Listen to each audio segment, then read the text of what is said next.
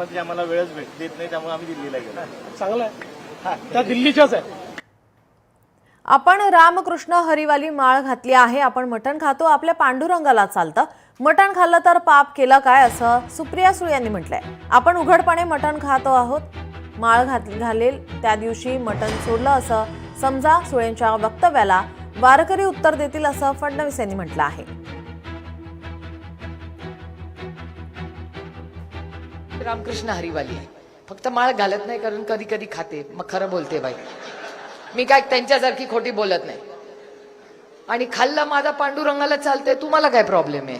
खरं आहे की नाही? आमचे आई वडील खातात, सासू सासरे खातात, नवरा खातो आणि आमच्या पैशानी खातो बाबा. दुसऱ्यांचं काय नाही, उदार आपला. जो आहे आपला जन्म काय जैसा आहे आपला हे. एकदा तर कुठे जेवायला गेले, खाल्लं तेवढंच व्हायरल.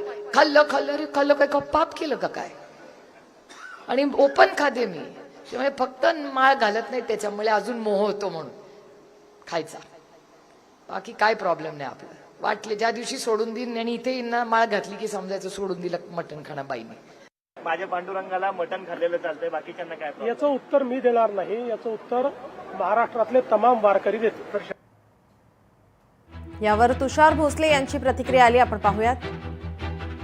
कोणी काय खावं हा ज्याचा त्याचा वैयक्तिक प्रश्न आहे, पण पिढ्यानपिढ्या शुद्ध शाकाहाराची परंपरा जोपासणाऱ्या आमच्या वारकऱ्यांचा जो आराध्य दैवत आहे, त्या पांडुरंगाला मी मांसाहार केलेला चालतो हे बोलणं म्हणजे निव्वळ मूर्खपणा आहे.